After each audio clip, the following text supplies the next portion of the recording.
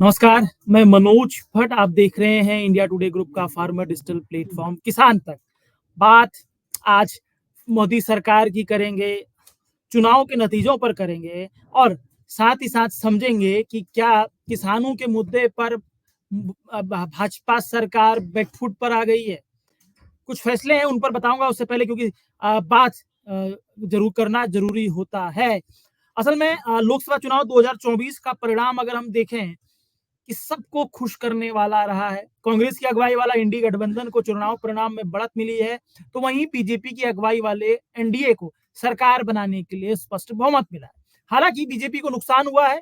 मसलन पिछले 2 चुनाव सरकार बनाने के लिए स्पष्ट बहुमत प्राप्त करने वाली बीजेपी को इस लोकसभा चुनाव में 240 सीटें मिली हैं, जो बहुमत से कम है। हालांकि बीजेपी ने अपने गठबंधन सहयोगियों के साथ सरकार बना ली है। इसी कड़ी में बीते रोज नरेंद्र मोदी ने तीसरी बार अपनी कैबिनेट के साथ प्रधानमंत्री पद की शपथ ली। इसके साथ ही नरेंद्र मोदी सरकार का तीसरा कार्यकाल शुरू हो गया। लेकिन ऐसा लग रहा है कि बीजेपी ने हारी हुई सीटों की समीक्षा करना शुरू कर दिया है। इसी कड़ी में नरेंद्र मोदी सरकार समेत राज्यों की बीजेपी सरकारें किसानों के मुद्दों पर बैकफुट पर नजर आ रही है। आइए समझते हैं कि आखिरकार क्यों कहा जा रहा है कि बीजेपी को कम सीटें मिलने के पीछे किसान फैक्टर की भूमिका अहम रही है। साथ ही जानेंगे कि आखिरकार किस वजह से कहा जा रहा है कि बीजेपी किसानों के मुद्दे पर बैकफुट पे नजर आ रही है। सबसे पहले बात करेंगे बीजेपी की हार जीत और किसान फैक्टर की। लोकसभा चुनाव 2024 में बीजेपी को 240 सीटें मिली है। इससे पहले 2019 के लोकसभा चुनाव में बीजेपी को अकेले 303 सीटें मिली थी। इस लोकसभा चुनाव अकेले बीजेपी के खाते में 63 सीटें कम आई है। बेशक चुनाव में हार जीत के लिए कई फैक्टर जिम्मेदार होते हैं, लेकिन इस चुनाव में बीजेपी को हुए नुकसान में किसान फैक्टर की भूमिका अहम रही है। महाराष्ट्र में बीजेपी को पिछले चुनाव में 23 सीटें मिली थी, लेकिन इस चुनाव में सिर्फ 9 सीटों से ही संतोष करना पड़ा है। इसी तरह 2019 के चुनाव में 25 में से 25 सीट जीतने में सफल रही भाजपा को इस लोकसभा चुनाव में राजस्थान में सिर्फ 14 सीटें ही जीत मिली हैं।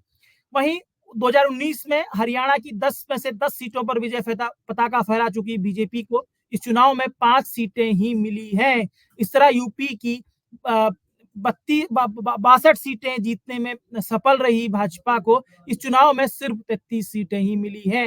ये सभी वो राज्य हैं जहां किसान राजनीति प्रभावी है। माना जा रहा है कि इन राज्यों में प्याज एक्सपोर्ट बैन, गन्ना मूल्य का बकाया, सरसों की एमएसपी और किसान आंदोलन के प्रभाव ने चुनाव नतीजों को बदला है। अब बात करेंगे कि आखिरकार क्यों माना जा रहा है कि बीजेपी जो है वो किसानों के मुद्दे पर बैकफुट पर है। क्यों भाजपा को अभी रियलाइज होने लगा है, या क्यों भाजपा किसानों का दर्द समझने लगी है। भाजपा को अब समझ में आने लगा है कि किसान और किसानों के मुद्दों को हल करने के लिए एक व्यापक रणनीति की आवश्यकता है। उसको सबसे पहला फैसला मैं भी कह लूंगा कि अभी जिस तरह की खबरें निकल कर आ रही हैं कि शिवराज सिंह चौहान को कृषि मंत्रालय की जिम्मेदारी दी गई है। ये बहुत अहम होगा कि भाजपा एनडीए की सरकार में एक वरिष्ठ अनुभवी संगठन और सरकार में बराबर अनुभव का बराबर दखल रखने वाले व्यक्ति को कृषि मंत्रालय की जिम्मेदारी दी है। साथ ही साथ कृषि के साथ ही उन्हें ग्रामीण विकास मंत्रालय की जिम्मेदारी भी दी है। शिवराज सिंह चौहान का जो मिजाज है वो अपने आप में है। अगर शिवराज सिंह चौहान को कृषि मंत्रालय मिला है तो समझा जा सकता है कि भाजपा की रणनीतियां क्या है, क्योंकि शिवराज सिंह चौहान बेशक 4 बार के मुख्यमंत्री हैं, लंबा प्रशासनिक अनुभव उनके पास है, तो वहीं इस लंबे प्रशासनिक अनुभव में उनके हिस्से किसानों के लिए, या मैं कहूंगा कि किसानों के मामले में या खेती के मामले में उपलब्धियां भी हैं।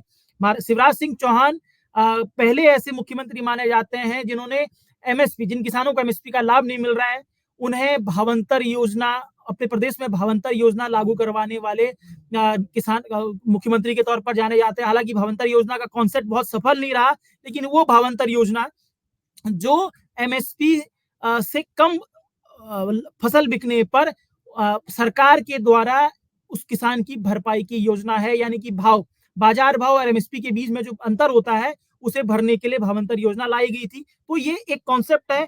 शिवराज सिंह के सामने एक अपनी समझ है। उन्हें जिस तरीके से मध्य प्रदेश को कई बार कृषि कर्मठ अवार्ड दिलवाया है, किसानों के मुद्दे पर किस तरीके से भावांतर योजना वो लेकर आए। हम ये देखते हैं कि बेशक समस्याएं कई हैं, लेकिन मध्य प्रदेश में किसान आंदोलन उस तरीके से व्यापकता नहीं ले पाए। मंदसौर किसान आंदोलन अपने आप में एक अहम है, इस बात पे कोई दो राय नहीं है। किस तरीके से वहां मध्य प्रदेश में लहसुन को लेकर भी आंदोलन हुआ, ये इसमें कोई दो राय नहीं, लेकिन ये समझा जा सकता है कि लंबे समय के बाद कृषि मंत्रालय किसी अनुभवी और प्रशासनिक नेता के पास आया है। तो ऐसे में ये अपने आप में एक मैसेजिंग है जो बताती है कि कहीं ना कहीं भाजपा किसानों के मुद्दे पर बैकफुट पर नजर आ रही है। दूसरी बात आपको करूंगा कि महाराष्ट्र में देवेंद्र फडणवीस जो है वो गलती स्वीकार चुके हैं। लोकसभा चुनाव परिणाम जारी होने के बाद महाराष्ट्र में बीजेपी का प्रमुख चेहरा उप मुख्यमंत्री देवेंद्र फडणवीस किसानों के मुद्दे पर बैकफुट पर नजर आए थे। उन्होंने प्रेस कॉन्फ्रेंस में दबी जुबान स्वीकार किया कि प्याज एक्सपोर्ट पर बैन और कपास सोयाबीन पर किसानों को हुए नुकसान ने किसानों को जो नुकसान हुआ वो बीजेपी को हुए नुकसान की एक वजह बना। हालांकि उन्होंने कहा कि विधानसभा चुनाव से पहले वो इन मामलों पर विमर्श करेंगे। देवेंद्र फडणवीस की तरफ से स्वीकार की गई गलती से महाराष्ट्र के किसानों को हुए नुकसान की भरपाई तो नहीं हो सकती, लेकिन यह स्पष्ट है कि महाराष्ट्र में बीजेपी किसानों के मुद्दे पर बैकफुट पर है। अगर बात महाराष्ट्र की बात करें तो राजस्थान में भी बीजेपी सरकार किसानों के मुद्दे पर बैकफुट पर नजर आ रही है। महाराष्ट्र में बीजेपी को किस तरह से नुकसान हुआ हमने आपको ऊपर से बताया। 25 सीटें जीतने वाली बीजेपी सिर्फ 14 सीटें जीती। कुल 11 सीटों का नुकसान भाजपा को राजस्थान में हुआ है पिछले चुनाव और इस चुनाव की तुलना में। अब इस जो हार हुई है भाजपा की, ऐसा लगता है कि भाजपा के रणनीतिकार इसको महसूस कर रहे हैं और किसानों के मुद्दे पर राजस्थान की बीजेपी सरकार भी बैकफुट पर है। इसके तहत 8 जून को राजस्थान की भजन लाल शर्मा ने किसानों के मुद्दे पर एक बड़ा फैसला लिया, जिसमें उन्होंने पीएम किसान सम्मान निधि की राशि 8,000 रुपए करने की घोषणा की है। 2,000 रुपए राजस्थान सरकार की तरफ से दिए जाएंगे, यानी कि 6,000 रुपए केंद्र सरकार की तरफ से दिए जाएंगे, 2,000 रुपए राजस्थान सरकार की तरफ से दिए जाएंगे। हालांकि ये बहुत बड़ी घोषणा नहीं है, लेकिन माना जा रहा है कि इससे 56 लाख किसानों को फायदा होगा। बेशक भजन लाल सरकार का ये फैसला प्रदेश के सरसों किसानों के हुए नुकसान की भरपाई तो नहीं कर सकता, लेकिन स्पष्ट है किसानों के मामले में राजस्थान की बीजेपी सरकार को बैकफुट पर आता हुआ दिखाई देता है। अब उत्तर प्रदेश की बात करेंगे, जहां योगी आदित्यनाथ गन्ने के मुद्दे पर गंभीर नजर आ रहे हैं। यूपी में बीजेपी को बड़ा नुकसान हुआ है। योगी आदित्यनाथ सरकार भी उसके बाद एक्टिव हुई है। उन्होंने गन्ना किसानों के मुद्दे पर जो गन्ना मिले हैं उनके पेच कसे हैं। उन्होंने गन्ना किसानों को समय पर भुगतान करने को कहा है, जो बताता है कि यूपी सरकार गन्ना किसानों के मामले में गंभीर है। और यह भी माना जा रहा है कि आने वाले दिनों में किसानों को लेकर कई बड़े फैसले उत्तर प्रदेश में होंगे। अब सबसे महत्वपूर्ण बात करते हैं जो आज की यानी कि पूरे सरकार के तस्वीर को बयां करती है। मोदी सरकार 3.0 की तस्वीर को बयां करती है।